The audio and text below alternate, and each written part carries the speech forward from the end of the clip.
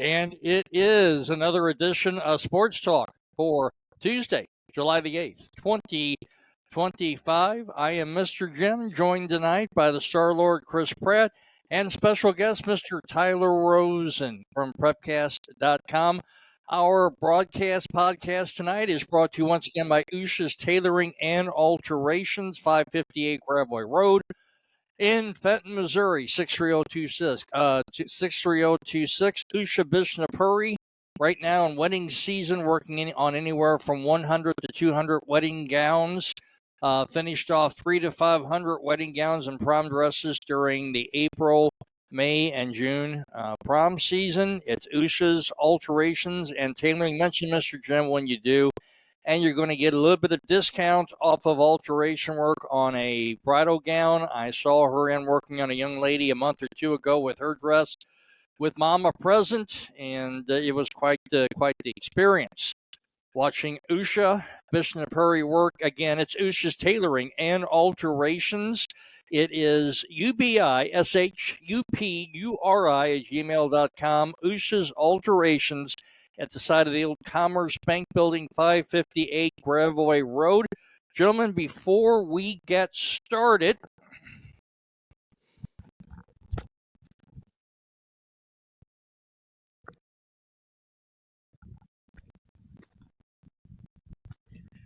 it is the official podcast with Mr. Jim and the Starlord Chris Pratt t-shirt. Mentioned these last week. If any of our listeners, viewers want to order one of these shirts, $40 will cover you for the t-shirt, and I'll pay for the shipping, $40 per shirt. I believe I've got them in extra large, 2X, and I got a couple of 3s as well. They're $40 plus tax. Our viewership and listenership is going up. I'm proud to announce that I believe next week, Tim Miller and Prepcast will become a sponsor of the Sports Talk program as well. I texted Tim today, and I think we're good to go for next week. And I expect Tim Miller will probably be joining us ever so frequently as well for the Sports Talk program. I want to welcome everybody in. And once again, welcome Tyler Rosen from Prepcast.com tonight. Been a little while. Good to be here. Yeah. I think I was the downfall for Mizzou basketball last time I was on, so maybe some better luck this time. Yeah. It's been a little bit. It's been a little bit. So, gentlemen, we're in a rain delay at the ballpark tonight. About 3:00, the skies darkened, and we had heavy rain that moved in here, and there's still the remnants trying to get through. It looks like it's almost done, but I don't know how long they'd have to delay to get this game in. I want to go immediately to the double debacles that happened over the weekend. I get home from a shortened day at work on Friday. I worked Friday 8 to 12. I come home looking forward to the 4th of July baseball game and saw one of the most horrendous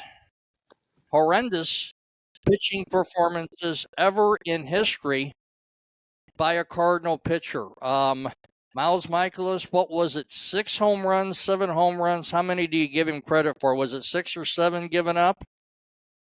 I stopped counting after a while. It was 6. Okay.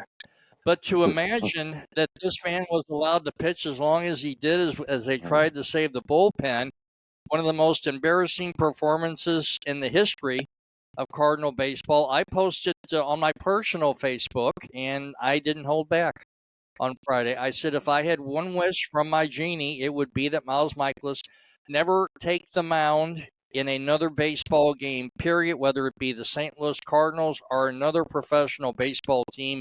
It's time to hit the fishing boat. I know he is an avid fisherman when he's not playing Major League Baseball. I can't take any more. I don't know how you two feel about it. And then we had Mr. Eric Fetty that came in on Sunday on national television, and I believe it took him something like 45 pitches to get through one inning of baseball. And then it just went downhill from there. And then what's even more aggravating, I see the pitching rotation for the weekend, and there's Mr. Michaelis scheduled for Thursday.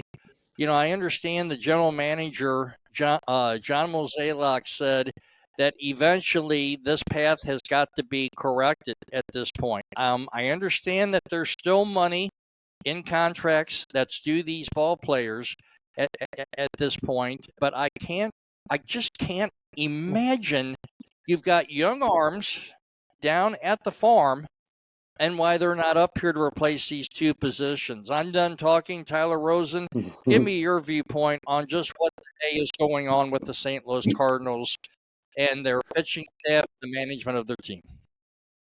Well, I agree with you. I mean, that to have two performances like that from starting pitchers within 3 days against your biggest rival and in a position where you could have at least, shown that you can play against a very competitive team, one of the best teams in baseball, and then to have that Friday performance where it looked like batting practice from about the first inning going forward, and then Sunday it was. I don't even know how to describe Sunday. And to your point about letting Michaelis go as long as he did Friday, but then to pull Fetty very early on Sunday, which was actually nice to see. At that point, I guess it was still maybe 3 or 4-0, and you have the thought, well, we got 7 innings to play, let's try and come back. But yeah, I agree with you. I don't think I've seen anything like that across a 3-game series from two veteran starters. I think for right now, what's hard for them is they really only have seemingly one guy in AAA that feels ready to maybe get an extended look, and that's Michael McGreevy. And I wonder if maybe getting just a week from the All-Star game, the feeling is we know maybe Michaelis can still give us, I won't necessarily say a quality start, but a halfway decent start to keep you in the game. Whereas Fetty, he's been searching forever, it seems. So it seems like they're trying to fill two spots, and they don't necessarily feel that they've got guys ready to come up outside of maybe McGreevy, because we've seen him come up in so many spot starts. It feels like a tough spot to a certain degree, but certainly management hasn't helped themselves out at times. Chris Pratt. Well, I would agree with Tyler in that the only person I want to see from AAA is McGreevy. The Cardinals have had a very bad luck of rushing starters, and that they never develop in the majors because I don't think they've been given enough time to develop. They're kind of said, okay, here, and they rush them through. They put them on the big league roster, and they flounder.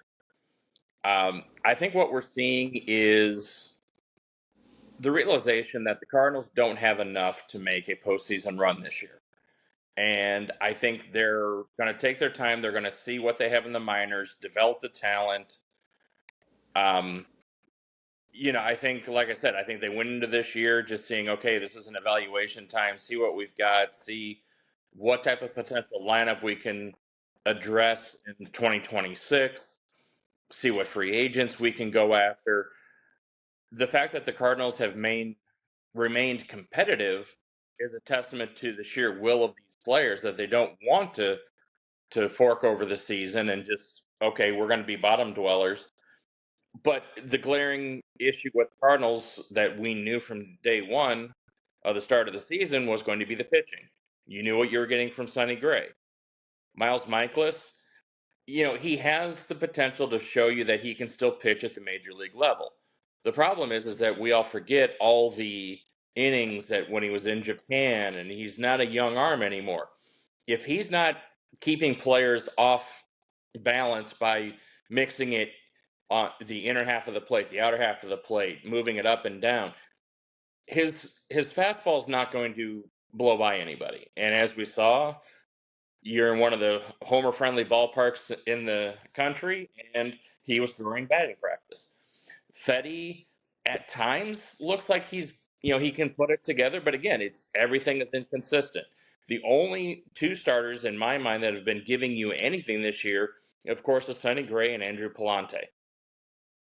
Both of them have been good, but unless you have three quality starters, you're not going to go anywhere in the major league season, let alone in the playoffs. And right now, yeah, I think Mozeliak is like, okay, I'm on my way out. We're just gonna see how we finish the rest of the season and hope for the best in 2026 when Bloom takes over and starts addressing the needs. But yeah, I mean, I know as St. Louisans, we all get hopeful that the team's going to pull things together and that players are going to get out of the funk, whatever they're in.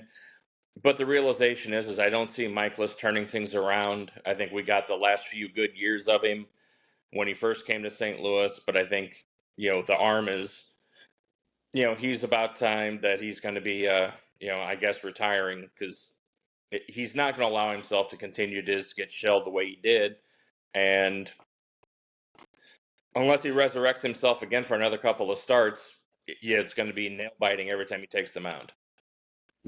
John Mozeliak said, I guess earlier this week, that we cannot continue to go down this path. We cannot continue to go down this path with these pitchers in the shape, that they're in. I know we live in a different age and time, and Miles Michaelis is willing to take take these starts, and he to say I don't care, and I know he does care, but he's being paid the money, so we have to ride this contract out until October. Is that really the way it is at this point? Well, Mosaic has already proven that he doesn't like to waste money, and you're just going to pay him to sit at home because there's not going to be another team that's going to take his contract. And I believe Eddie's in the same position at this right. point. Mm-hmm. Yeah. So you're going to have to package, something with him. But it was sickening to me to watch Miles Michaelis perform. I'm like, seriously, this is the best you can do. Well, at one point, he served up 3 home runs in a row? One after another, with the ball consistently going down the middle of the plate. He was a Major League Baseball pitcher, wasn't he? Well, yeah, but again, it's as we've said, he doesn't have the he doesn't have the stuff to blow it past anybody any longer. And if he doesn't have a feel for his pitches where he can go on the outer half of the plate, then come back in and jam hitters inside, or if his sinker or slider's not working, yeah, he's a batting practice pitcher at this point because he's throwing low 90s, which I'm sorry, even the worst major league hitter can tattoo a low 90s fastball, especially if it has no movement. So right. You've got Tyler, you've got the pitching coach.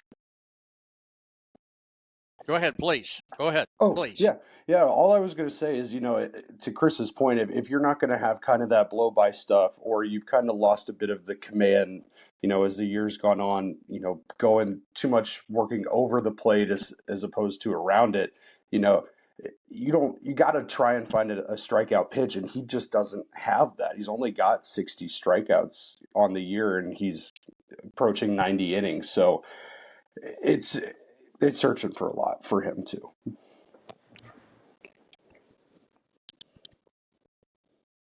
They also mentioned earlier this week, local sports mentioned that there may also be a problem that Memphis doesn't have the arms either at this point. That if you pull McGreevy and another pitcher to replace these two, you leave your farm club short of hands, short of arms. Is that really the possibility? No, it just shows how many draft picks or development players that we've traded off that before the Cardinals always had, whether it be a Carlos Martinez, an Ankiel, or think of all the promising starters we've had that either did develop or didn't develop. But yeah, I mean, the Cardinals as of late have been drafting position players. We haven't been drafting or trying to develop arms for either the bullpen or the starting rotation. And yeah, that's why, and Tyler and I think we're all in agreement here that you don't rush any of these guys because they weren't, these aren't any of the pitching prospects we have were not. I don't think we're very high draft picks. I mean, most of our elite draft picks are position players now. Yeah, yeah, I think that's right, and it is like we were talking about earlier. You definitely don't want to rush anyone up, especially at this point when you're approaching the All-Star break, and then shortly thereafter the deadline. And yeah, you're in contention, but how much are you going to have to give up to get whatever pieces you feel you would have to get together to make a run in the postseason? So it's definitely not worth trying to get rid of any of these guys down in the lower level. But I don't know that it's necessarily you couldn't fill the gap if you had to bring a couple guys up, because they've shown they're not afraid to kind of spread the love when they need to bring guys up for a spot start, or if they get an extra roster spot because they're going to play their 20th doubleheader of the season, and they can bring up another young pitcher. But I I think you just can't sacrifice the further development of some guys who, if you aren't confident they're ready, unlike a Michael McGreevy, who has shown every time he comes up he can at least be capable, if not plenty more than that too. So I don't know that it's necessarily you couldn't fill the gap, because if someone was ready to come up and you felt that they could help and it would help themselves in their progression to becoming a major league pitcher, you would bring them up. But as far as the dead money contract of, a guy like Fetty or a Michaelis, maybe it gets to a point. Is it more cost effective to just let that money sit there and then he's not giving up, 6 home runs or, 8 runs in an outing? Or do you just keep rolling the dice hoping that does not happen?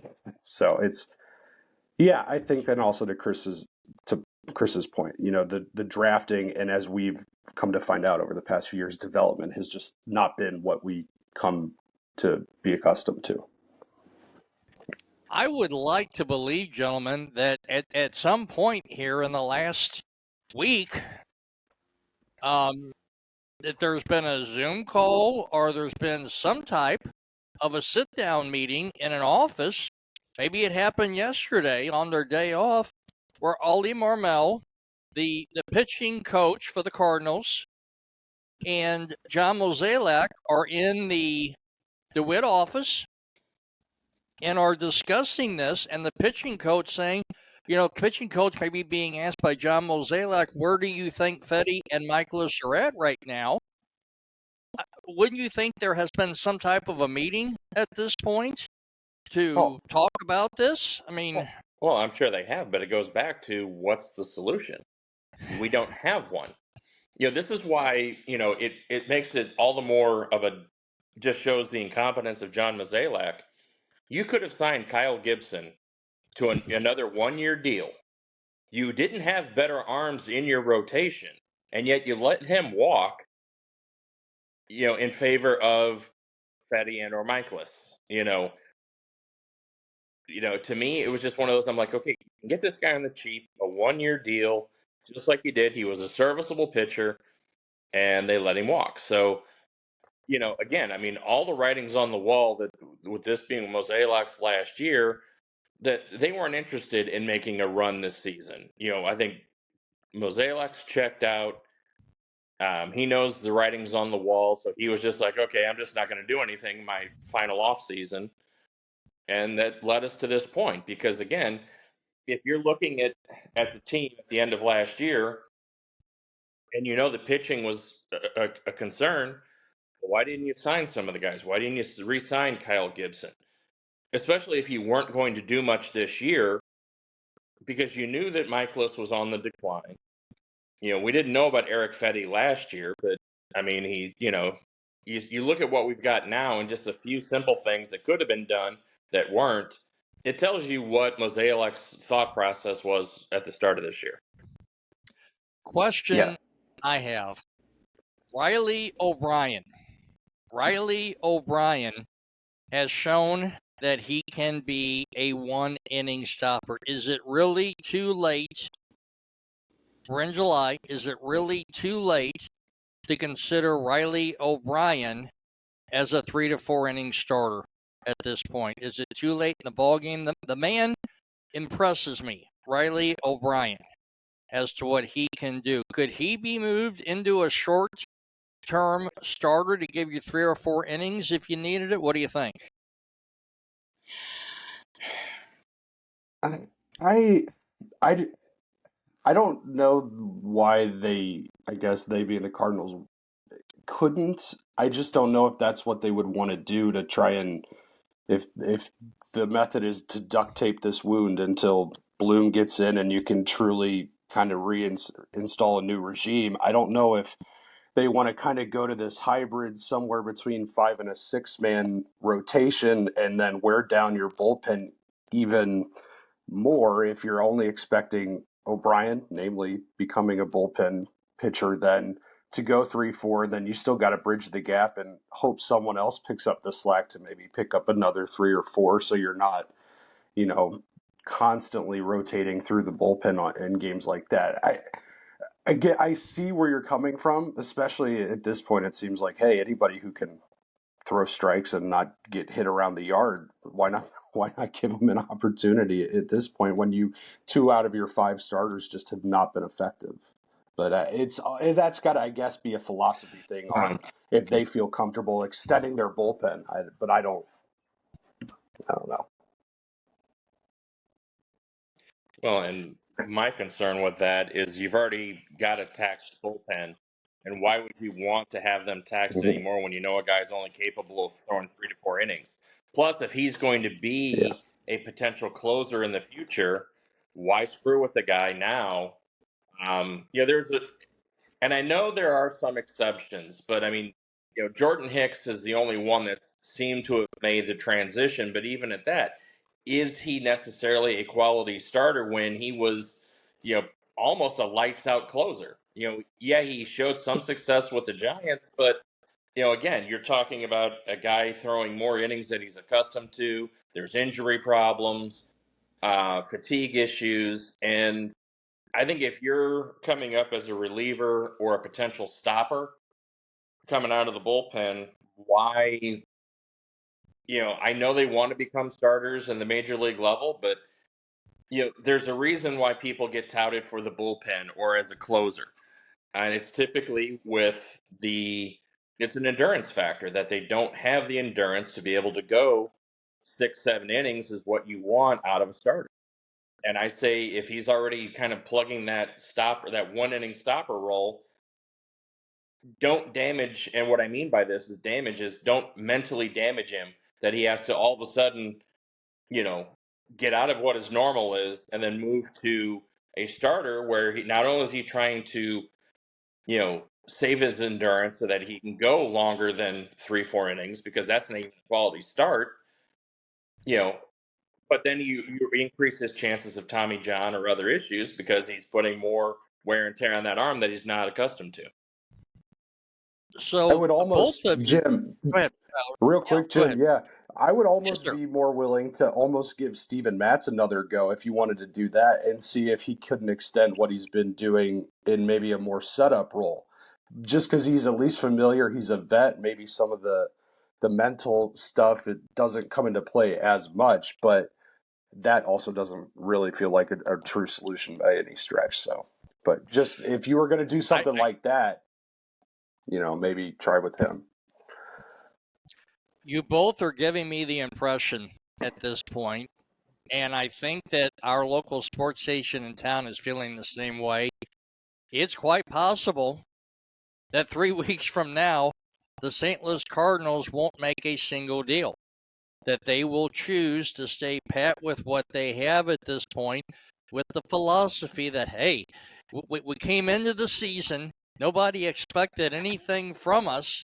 We're 5 games over 500. Hey, if we can keep it around 500, we'll keep those seats somewhat filled, and we don't have to do a single thing. And I'm sure John Mozeliak now probably thinking, I'll give it over to Chaim Bloom at the end of the season and let him do all the work to reconstruct the ball club. Is that the impression you all are getting with how the St. Louis Cardinals are going to approach this trade deadline? Well, yeah, because they set the tone by the beginning of the season by not doing anything in free agency. And you look at the Cardinals roster. any move that we make now is not going to better the team because you're going to have to give up something substantial to get something substantial. We could move role players and get other role players, but then you're not doing anything for your team. The biggest trade pieces we have are Sonny Gray, Nolan Arenado, and the closer, Ryan Helmsley. Helmsley. Helsley. Okay. So, and yeah, someone will probably be interested in like a Brendan Donovan or Wilson Contreras, but you have to look at what are they willing to give up to get someone like that. Again, you've got Arenado, who has stated that he wants to stay here. Sonny Gray apparently wants to stay here. I don't see anybody on this roster right now putting their hand up saying, "Ooh, trade me, trade me."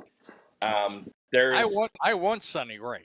I Well, want right. Sonny Gray to stay here. My gosh, that game he pitched that Friday against the Cleveland Indians. I know he had the meltdown at Pittsburgh the following Wednesday, but I mean, a complete game. Who does that Right. anymore? A complete game, Well, and he your was elite under starters. 90 pitches.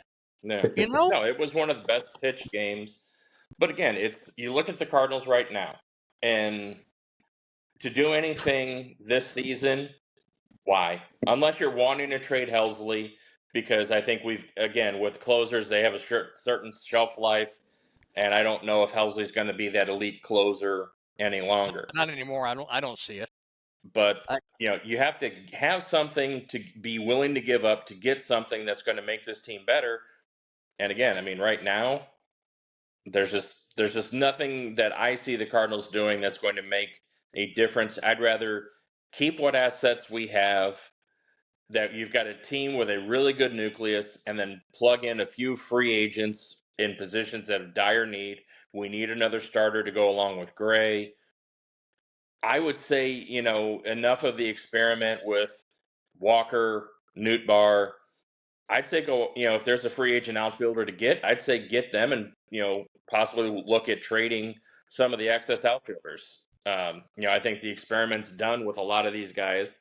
They show flashes, but we need that 280, 290 power hitting outfielder that's going to stay healthy rather than a Nootbaar who at times will show flashes of hitting 290 to 300, but he only averages, 15 to 20 home runs because he spends time on the DL every year.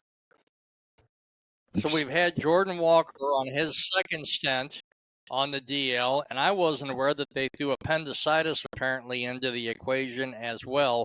So he's due back, I believe, late next week. Is that what my understanding is? What do we expect from Jordan Walker when he returns after being off for a few weeks? Same old Jordan Walker?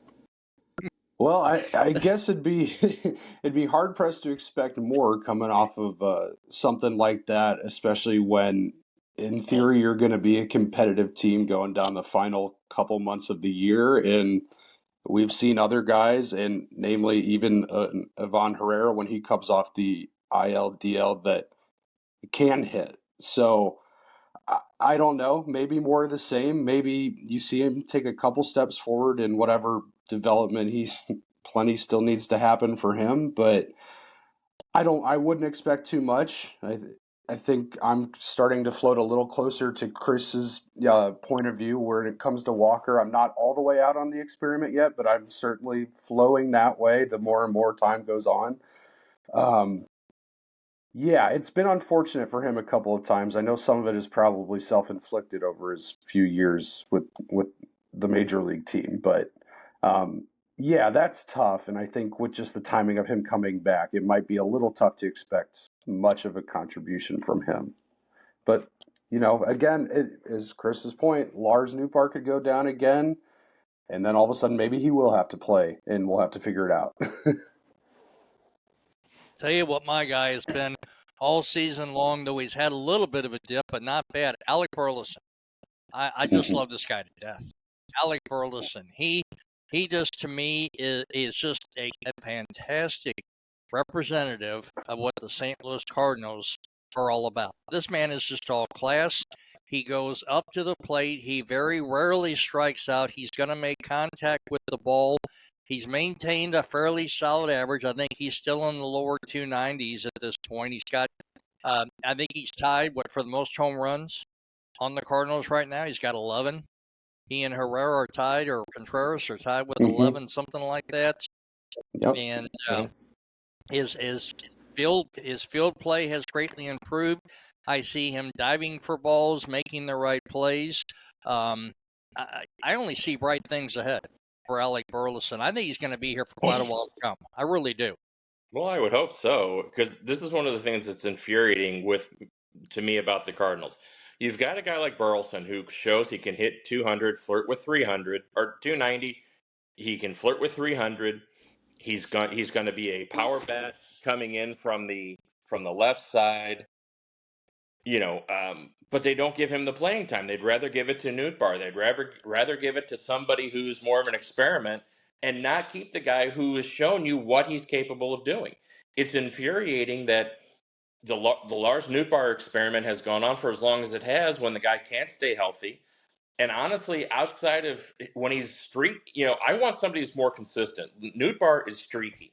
He'll be on where he'll just go on a tear, but then he'll also go on those where he's hitting, 200 or below and striking out a lot. And I just don't understand why do the experiments with these other guys when you know what you've got in one guy, but they don't want to play him unless somebody's hurt. And I don't understand. I don't understand, Chris, what's happened to Lars Nootbaar. He goes up to the plate and he looks lost. He swings at everything and anything that's coming his way. This was a guy that opened up the season hotter than a firecracker, and then he's just gone downhill for the last few months. There's been nothing. I mean, he's been injured, obviously. He's just not the same player. I'm wondering if he's thinking about something else besides playing Major League Baseball. But this is kind of what he's done throughout his career. He's been very streaky. He's going to give you above average defense in the outfield. I don't know that I would consider him a gold glove outfielder. But at the plate, when he's seeing the ball, he's hitting the ball all over the field. He can hit it with power. He's got speed. But when he's in one of those declines, he's trying to force it. He's not taking walks. And as you said, he swings at everything. I don't understand why the Cardinals keep investing all this time in him when he's shown that he is maybe a league average or below average player. I mean, I hate saying that because the guy has shown a lot of potential, but again, I'm looking at what the track record is. Same with Nolan Gorman, Jordan Walker, Lars Nootbaar. Enough of the experiments. If they're not going to pan out, let's find somebody who will. I don't understand why the Cardinals just continue to, experiment with players when you know what you're going to get, and I don't know why they expect more. Got a quick question for you both regarding the All-Star Game selections. Going into this, I had expected that Brendan Donovan was going to be in the All-Star Game. I had originally said Sonny Gray at 8 wins was going to get in. Not in yet at 8-3. Would he need a 9th victory? I think he's already at 9. Is he 9-3 or 8-3? I think he's 9-3. Okay. Why doesn't 9-3 get you into the starting rotation? Get you in the All-Star game. Tyler Rosen. Why doesn't 9-3 get you in the All-Star game if he is 9-3? It is a good question.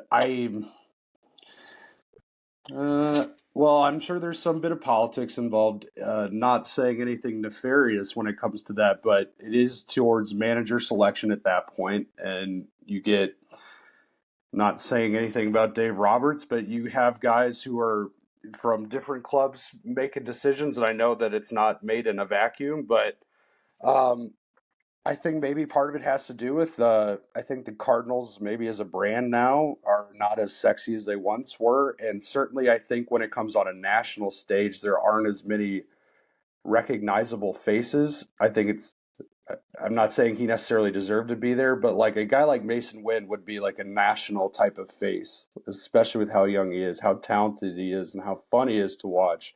Like if you get a guy like that in there, with wearing birds on the bat, like that's really cool. And Sonny Gray would be as well, but I just think it's one of these things that Cardinals aren't a major story. He's not necessarily on a Cy Young tear or having even a career year at that. He's the best pitcher on in a rotation that is okay otherwise, as we've talked about, and he's basically just doing what he should be doing and kind of what we'd expected. So all that to say, I guess, is I don't know. I can't remember off the top of my head who some of the other pitching choices were and when they got down to Well, maybe I can some tell you, relievers, but we have a new one this year. We've got the commissioner's choice. We've got the that's commissioner's right. choice this year. The commissioner's choice was Clayton Kershaw. That's the commissioner's choice. What's this all about? Well, you can The commissioner's blame choice. it on Rob. Yeah. Well, and I think Kershaw. There's a lot of speculation as to whether or not he's going to retire at the end of this year. So I think that's why he got in. But as to why Sonny Gray may not have made the roster, if you look at the National League right now, you got Freddie Peralta, who leads the National League in wins at 10. But I think the big thing is you look at the ERAs for a lot of the pitchers, and they're all sub 3. Sonny Gray's got a 3.51 ERA. In the top 10 in the league, there are only 2 pitchers with ERAs above 3, and that's Sonny Gray and Brandon Pafat from Arizona. The other 8 in the top 10 in wins all have ERAs below 3. So I Okay. think that had a lot to do with it. I'll give you Yeah. that much. Yeah. So I mean, I think if Okay. you're Dave Roberts and you're looking at who to take, that could be one thing. I mean, you're obviously going to take Zach Wheeler. He's been dominant. You're going to take Yamamoto out of from his own pitching staff. You got to look at Freddie Peralta. He's 10-4 with a 2.74 ERA, 111 strikeouts, 36 walks. I just think there's a lot of other pitchers, and again, I mean, Sonny Gray's right up there with everybody. But I think if you're going to try to get a pitching staff, you're going to look at what their ERA is, what their strikeouts to walk ratio is, and there's just other pitchers that are having, even though Gray's having a very good year, there's a lot of other pitchers that are having the same, if not better, years.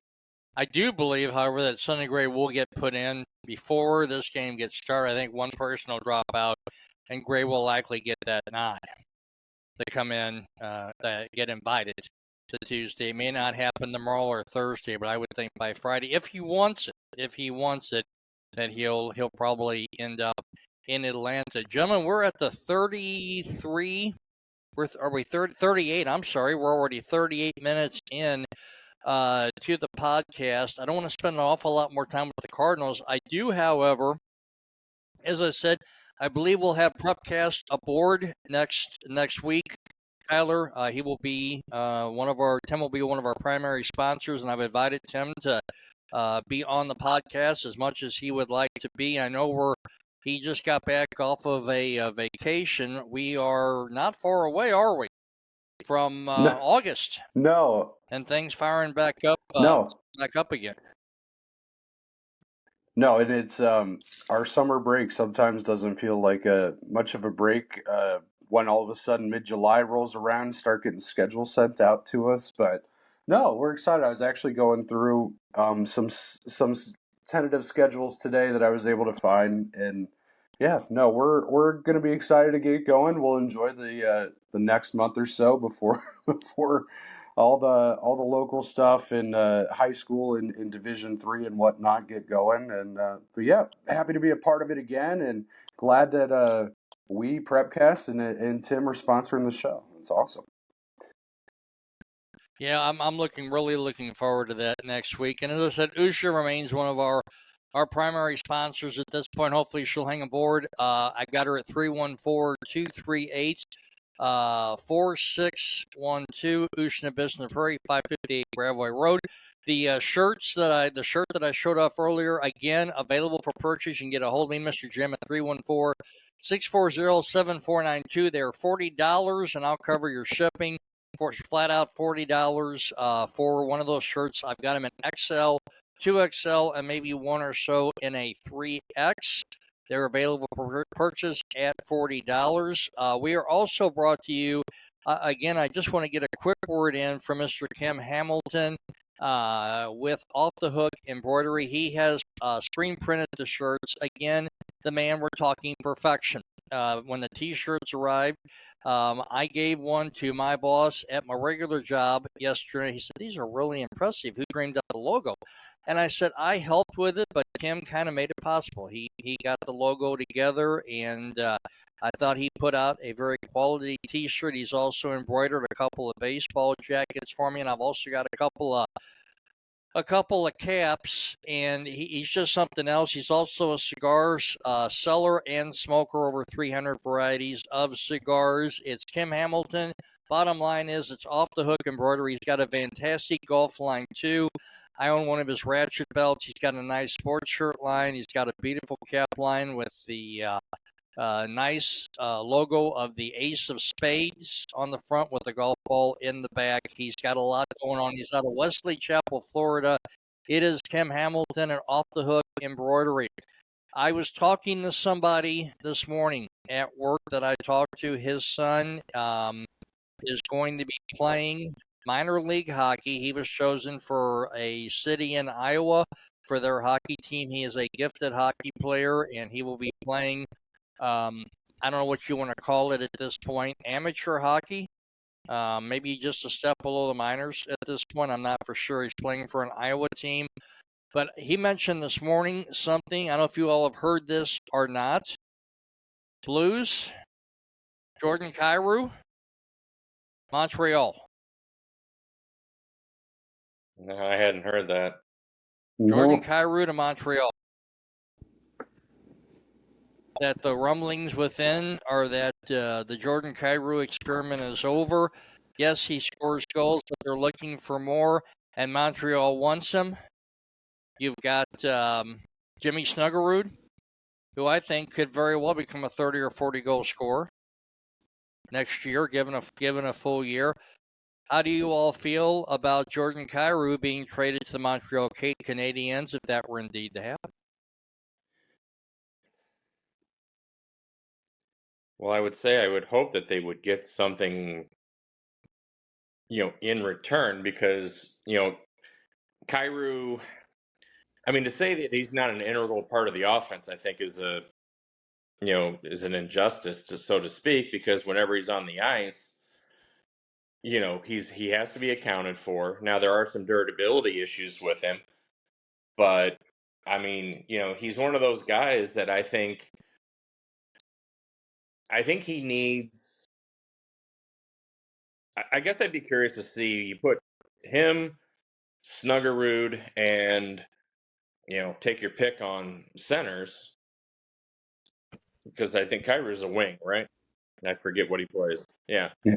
Um, I think there's potential there. I don't know whether or not, because you get production out of him, and it's not like a Jordan Walker situation. You get somebody who produces for your team, but I don't know. I don't know I mean, Snuggerud could take the spot, but Snuggerud's already factored in, since they've, I think he's already in effect got one of the spots, and thus you'd have to find another, position player to take Kairou's spot. The new player, Suter, that we traded for, Rob Ramage at Montreal says he is something.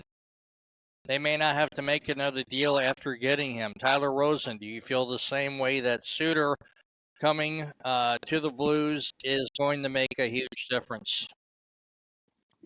I am certainly probably not the best person to speak to that, but I know I know when it comes to some free agent signings that the reaction from fans can be mixed at best, and polar opposites maybe at worst. But I think I saw a lot of agreement that a lot of people were excited for this signing, if I'm not mistaken, and I think it was clear that obviously this team overperformed with what they had when Monty took over and really got rolling and took charge. And I think you could see that really after they went on that that big win streak and the kind of ran out of steam just a little bit in the regular season.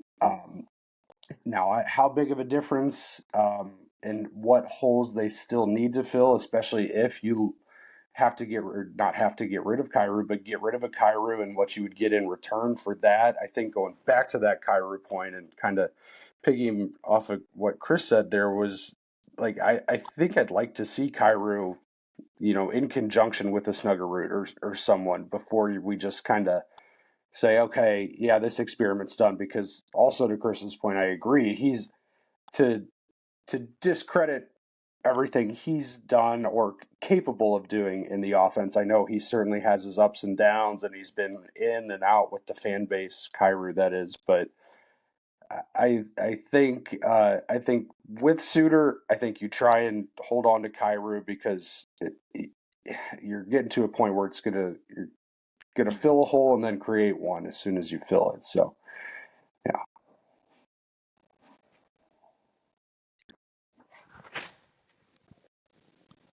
This game is still in a weather delay. They've got alternative programming going on. I would guess, we are in the middle of summer. It's the first game of the series. You think they would stay with this game until 9 or 9:30 to start it at this point, or rescheduled as part of a doubleheader tomorrow? Maybe not tomorrow, but I could see them doing a doubleheader for Wednesday.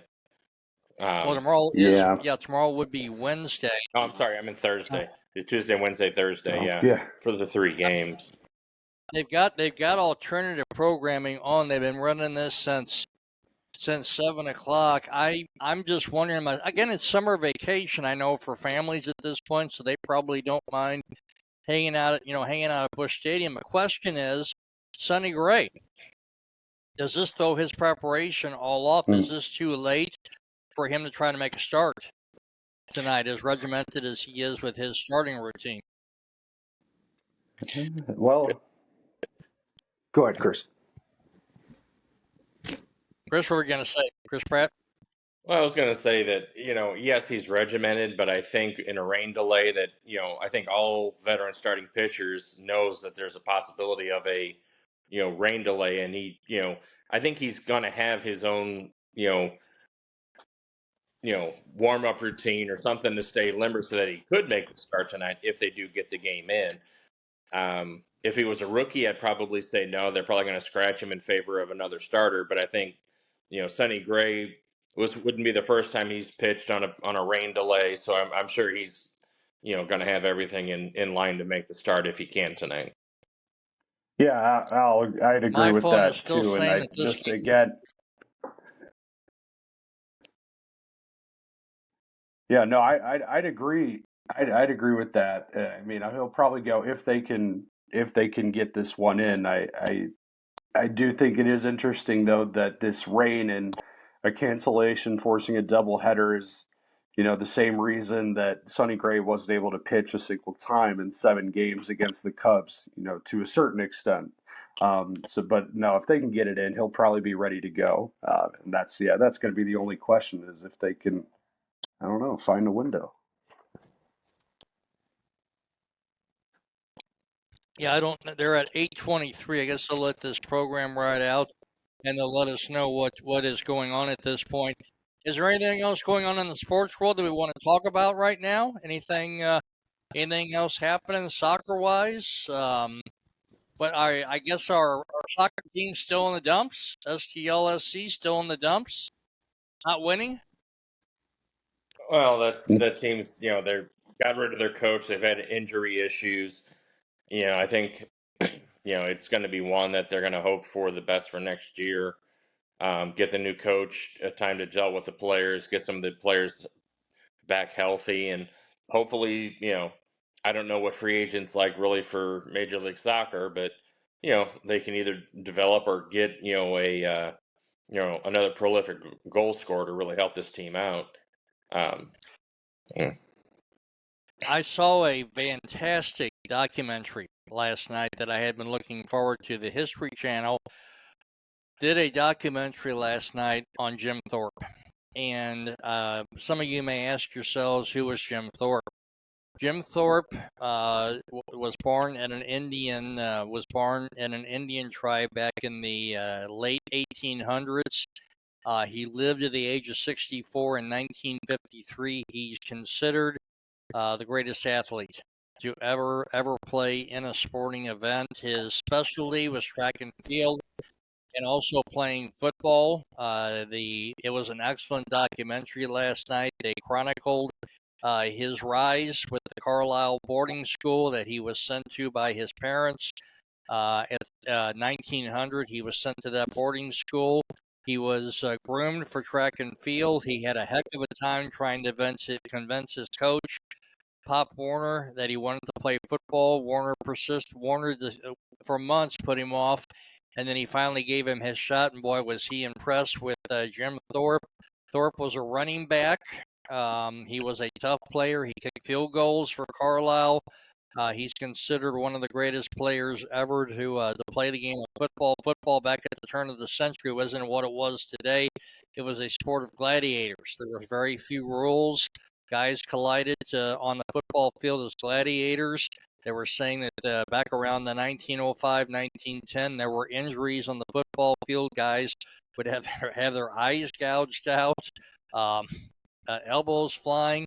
There were even at least 8 deaths, before the commission got involved and said we have to do something to control this sport. I understand there were very few touchdowns that were made on the field.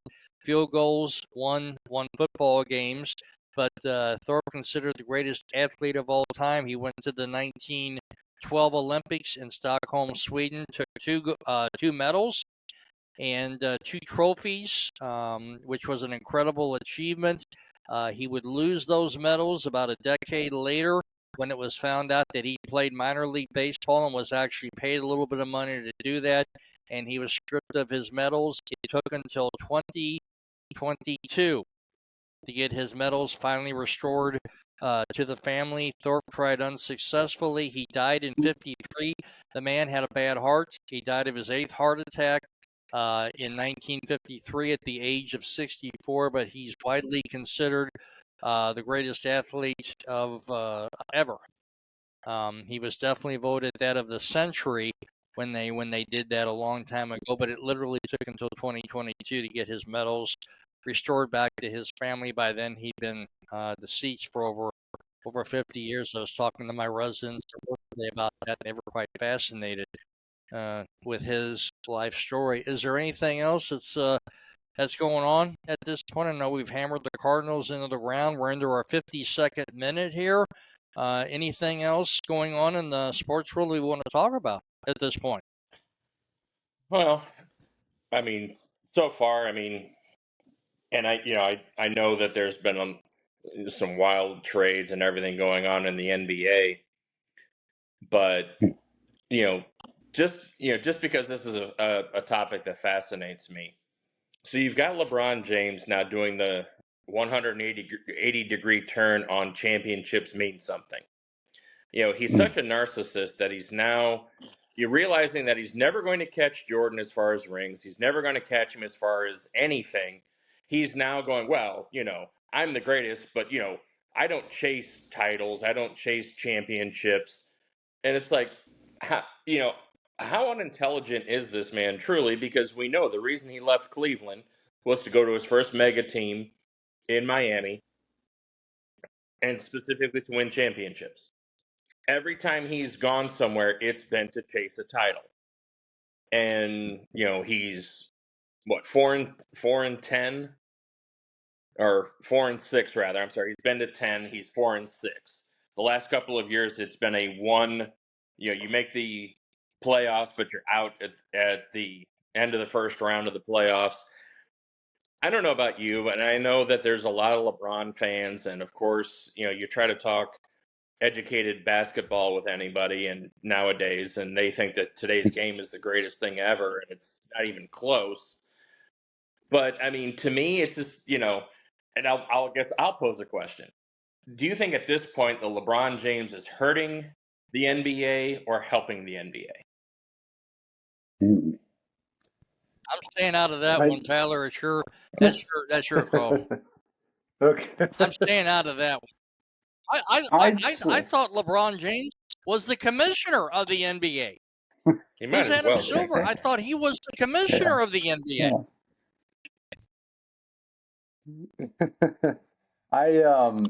I think there are probably a lot of things hurting the Sorry, NBA. Tyler, I I'm didn't mean sure to interrupt. LeBron waxing. No, you're fine. I don't think LeBron waxing poetic and trying to play revisionist history with his own motivation is helping anything by any stretch of the imagination. Certainly, because I heard saw one of those clips or heard him talking about that as well, and how was never chasing ghosts, and it's like, well, then you wouldn't have picked Michael Jordan's number when you first got into the league, and then go back to it. So Right. so we all know, I'm sorry, anyone who's as good as you are at a sport, you understand the history and what championships mean, what personal accolades mean, and all of that. But I also think some of the personalities that cover the NBA don't help, namely probably a lot of the ones on ESPN, and like a Stephen A. Smith and kind of like a Kendrick Perkins. And I know that's the popular two to kind of razz on right now, but just the coverage of some of the playoffs from ESPN was pathetic, especially in comparison to TNT. So I'm sure, LeBron definitely doesn't help sometimes when he just doesn't just stop talking about himself, to your point, Chris, being kind of narcissistic. But I think kind of the way the game is covered in a lot of ways too doesn't help. Definitely doesn't help. Well, Doris Burke is large and in charge on the telecast. Have you heard Doris Burke? They moved her into the second position. Doris Burke knows everything. Oh, he's just been an outstanding presence on the court. Yeah. It'll be interesting to I don't see know. what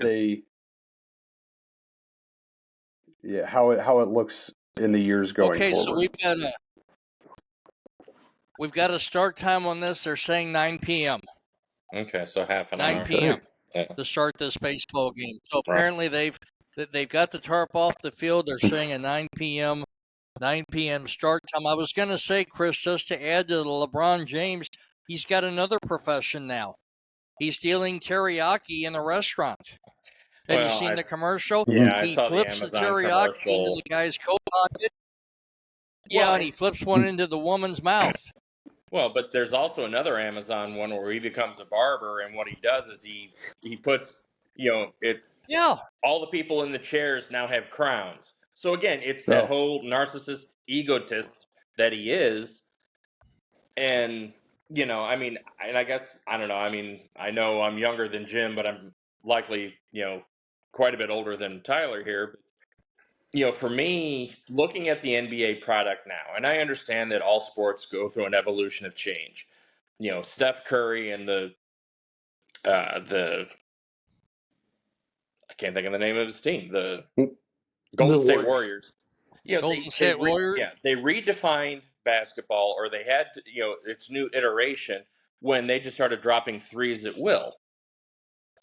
And it changed the game now to where there is and along the lines, you take out hand checking, you take out defense almost as an entirety, because you don't call traveling, because everyone wants to see those highlight reel dunks.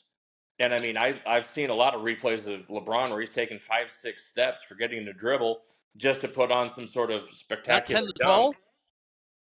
Well, no, they don't call much anymore. And that's the problem with the NBA. I'm thinking they're going from half court and they're walking toward the basket, and the referee's looking the other way, 10 to 12 steps. Well, again, they're not you can take somebody's head off. Right, they're not meant. Where baseball has put an emphasis on the home run with launch angles and everything else, the NBA has now, it's all about offense, scoring, how many 3-pointers, the highlight reel dunks, and they've taken away the essence of what basketball used to be, where now every team is centered on one player, and that one player gets all the attention. And I will address that Jordan, that's how it was with Jordan and the Bulls, because Jordan was the premier player of his era.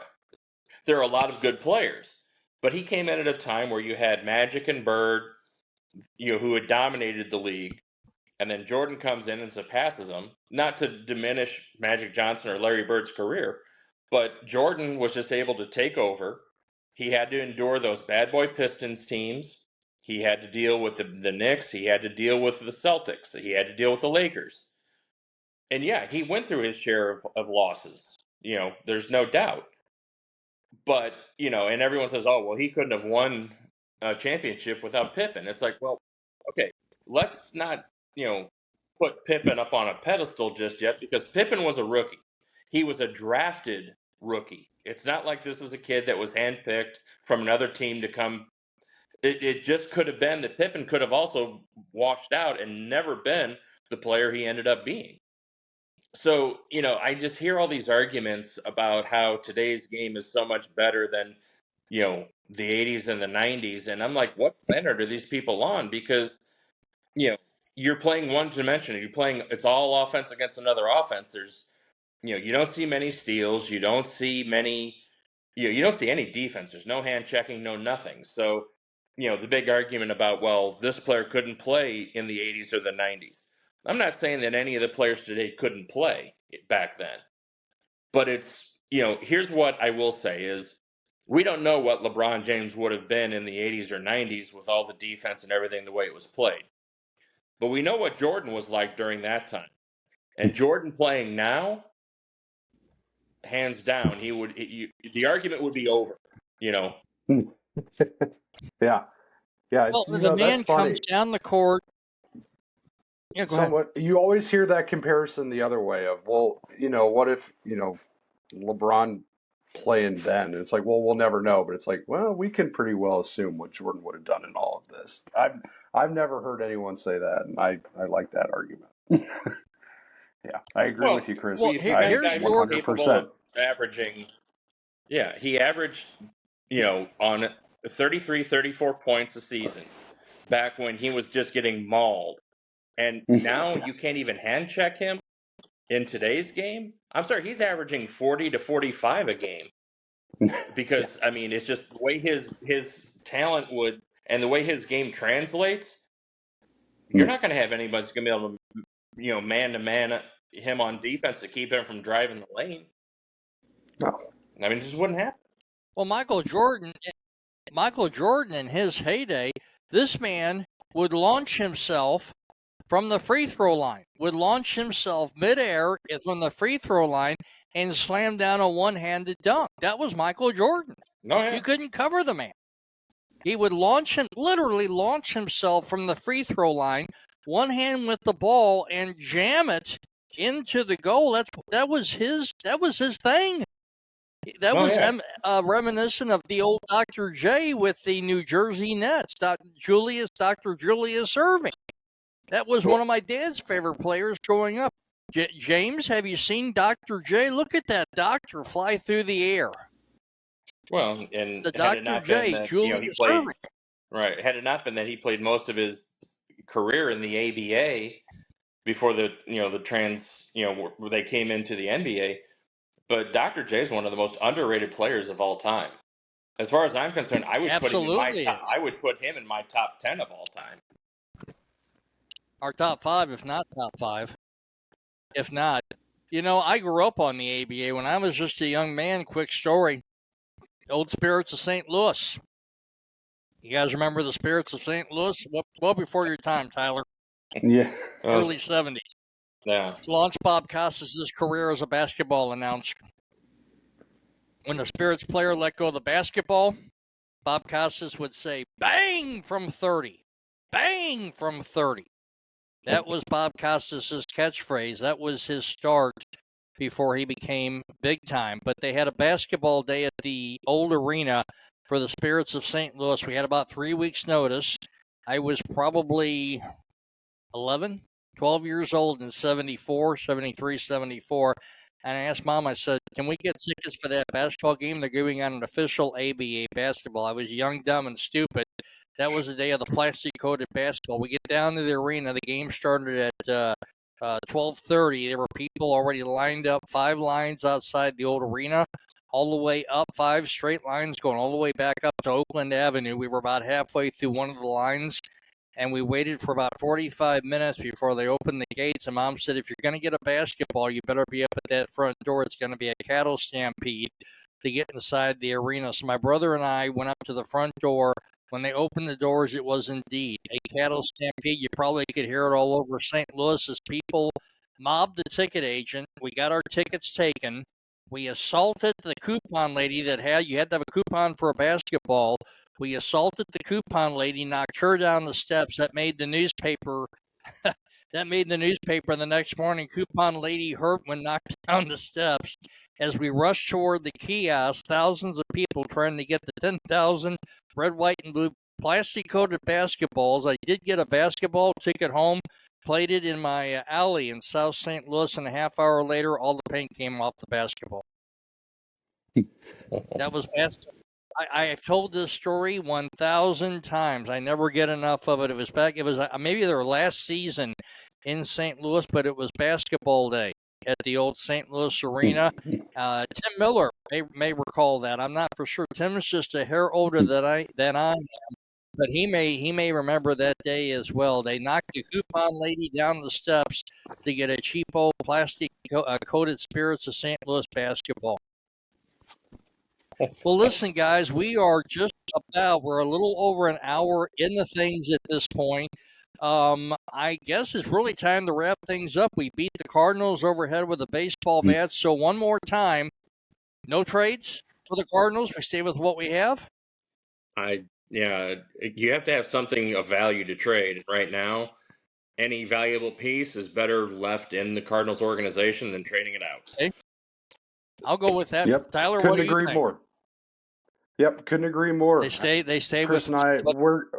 People are going to think we're best friends. We've been agreeing all night, but that's 100% true. Got to hold on to what you can. Tyler, question: Missouri Tigers football. What do we look like going into the next season? The Missouri Tigers for football. They've got a favorable schedule, and it will be up to Mizzou to keep taking advantage of the opportunities they've got in the last couple of years. I'm excited, cautiously optimistic as always, but yeah, they've got a real opportunity with the schedule they have. Hopefully, Drink can keep it going. Can you catch me up, Tyler? What has happened to Brady Cook? What's Brady Cook's situation right now? Where is he at? I want to say he may have signed an undrafted rookie contract, but I do not recall where or if that is actually in fact true. But I want to say he got picked up somewhere, and we'll see if he can sneak on somewhere or what makes of it. But I don't know what his future looks like. There was breaking news this afternoon from the Missouri Tigers. You all may have seen it. KMOV broke the news about middle afternoon. Gary Pinkel. Yeah, got arrested for the news on Gary Pinkel. Yeah. Booked on causing a drunk driving accident.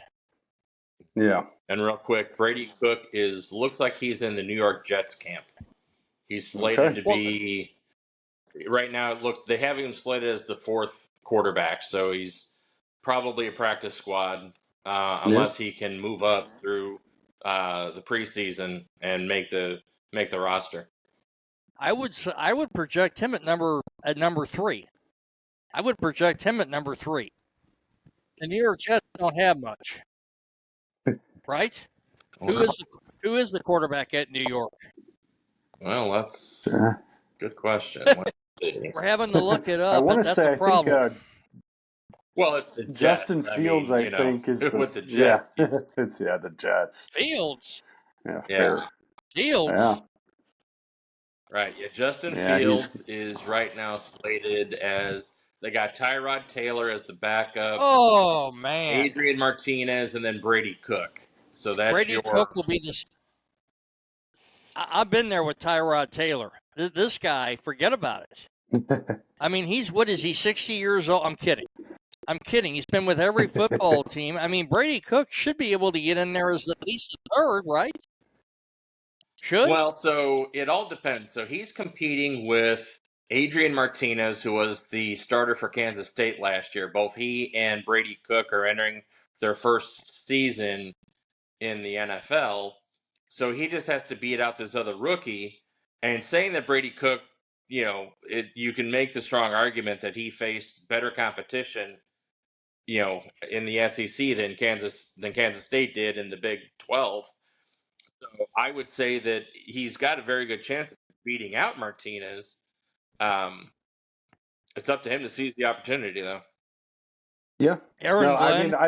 Yeah. Glenn went from Detroit to here. Mm-hmm. Yeah. Yeah. Well, regardless for Brady Cook, I think he's the head for coach. him to get an undrafted contract, I think for him just over the course of his career is cool, and certainly for some of the setbacks or whatever stuff he had at Mizzou. So, but hoping all the best. Hopefully, you can get something out of it. The question that I have real quick, and then we'll end this, the UFL. I know that 101 interviewed Anthony Beck after the season was over with. Are we guaranteed another season with the UFL? Is that what you all are hearing? Are they going to have another season? From all appearances, yes, they're going to have another season. Okay. I know it really had to come down to, I think a lot of them have leases with the stadiums, and I don't think, the UFL ownership, more specifically The Rock, want to penalize the teams for, they had to get leases. So if they have more than just this one final season, I'd be impressed, only because, and this is something we've talked about in our other shows, the UFL competes with so many other sports. You've got hockey playoffs, you've got NBA playoffs, you've got the Major League Baseball season, you've got Major League Soccer, you've got that NASCAR, you've got golf, you've got tennis. They're competing with every other sport. And it's, the viewers, I have a feeling if they're going to want to watch football, the biggest thing I've heard from a lot of people is that arena football will never replace collegiate football or pros. And if they have a choice of watching the UFL or watching another professional sport, they're more apt to go with the other professional sport than the UFL, because at least then they get the feel of it's a real professional sport. I cannot deal with that Battlehawk logo. I don't own one piece of apparel. I look at it. I just don't get into it. I don't get into the logo. And I really didn't watch a game this year. I saw him last year, Tyler, in the playoffs last year when they had A.J. McCarron, and I listened to this guy complaining. He hurt his ankle, whatever it was. He had his knee hurt. Oh, I can't blankety blank. They didn't exit out any of the profanity. As he said, I can't play on this leg. I'm done. I can't play on this. Well, why are you interviewing him for? If he's done, he's done. He's not an interview at this point. I'm just like, you can't put the profanity on TV. I think they just looked horrible in the playoffs last year. I thought they just looked horrible. I don't know how they look because I didn't see one. I don't think I saw two plays all season from this team. And I honestly, I'm not a huge fan of the Anthony Heck that's running this football team. I don't think he lives in the real world. That's just my opinion. Yeah, it'll be. Like Chris said again. It'll be hard pressed to see it go past maybe another year.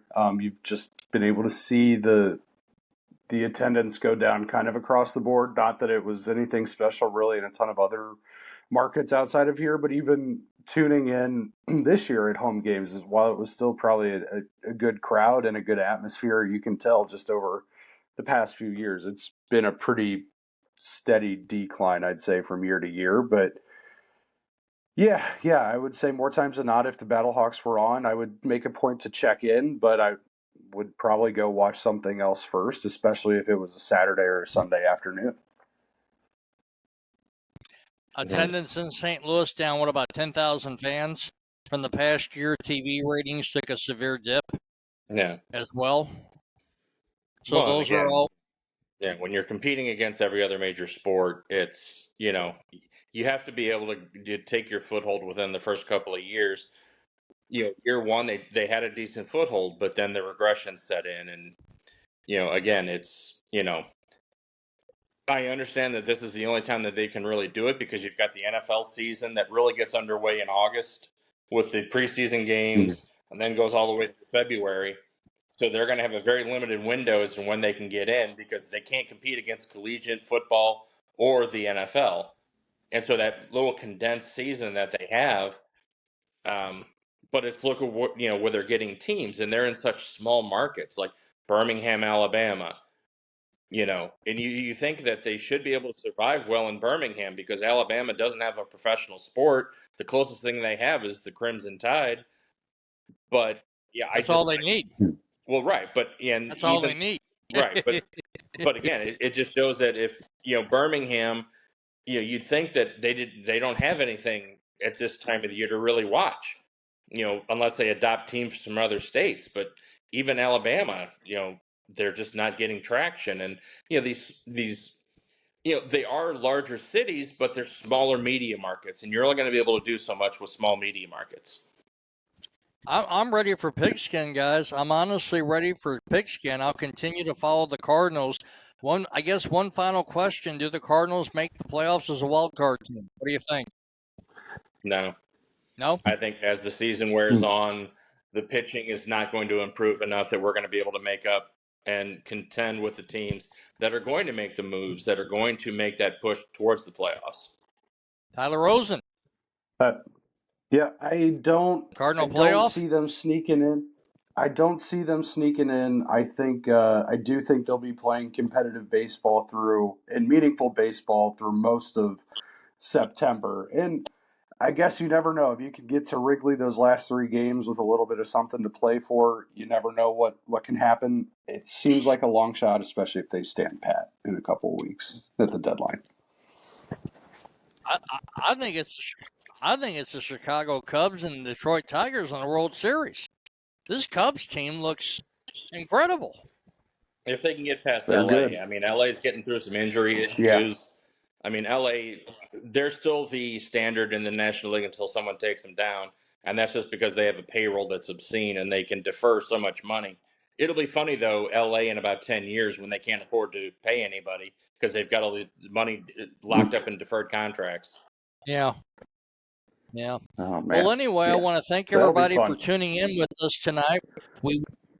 Absolutely. I want to first of all thank Tyler Rosen from Broadcast.com. I've enjoyed working with Tyler over the last several years. We've done a lot of hockey together. I was talking last week, Tyler, about that dreadful semi-pro football game where Mr. Jim had to climb a straight up and down ladder to get up into the press box that hindered Bob Richards and Jim Plyman last week. I said I prayed as I got down off the ladder.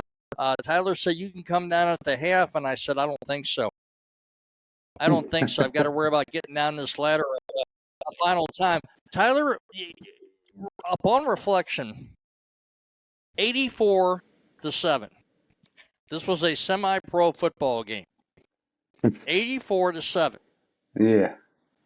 At what? I mean, is this a circus? Is it insanity? How did you? Honestly, you and James are broadcasting this game in the booth. What were your thoughts? 84-7. At what point does the madness stop? Oklahoma's outclassed. It's over. We were thinking the same thing. That's for sure. Very early on, it was a long first half, but a very quick second half. 10-minute running clock, if I'm not mistaken. A long first quarter. Yeah, a long first quarter. It was an hour and a half first quarter, wasn't it? Something. It felt like it. Part of it, I think, was the roster size for the two teams was just not comparable. Yeah. I think the visiting team only had about 15. Oklahoma had nobody. Yeah. Did they have Yeah, that it makes many? things Oklahoma? difficult. My God, the Falcons players. This is the first time I've ever seen this league, and the Falcons. So wouldn't you think one of these coaches would have had the understanding? Let's end this thing. It's over. They're not coming back. It's over. I mean, unless you're auditioning for a pro football team, it's over. I mean, 84-7. You know, what?